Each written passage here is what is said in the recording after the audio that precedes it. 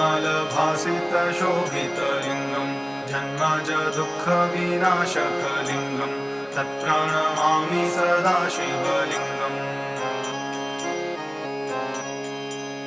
देवमुनिप्रवराजितलिङ्गं कामदहं करुणाकरलिङ्गं रावणदर्पविनाशनलिङ्गं तत्प्रणमामि सदा शिवलिङ्गम्। सर्वसुगन्धिसुलेपितलिङ्गं बुद्धिविवर्धनकारणलिङ्गं सिद्धसुरासुरवन्दितलिङ्गं तत्प्रणमामि सदा शिवलिङ्गम्। कनकमहामणिभूषितलिङ्गं फणिपतिवेष्टितशोभितलिङ्गं रक्षसुयज्ञविनाशनलिङ्गं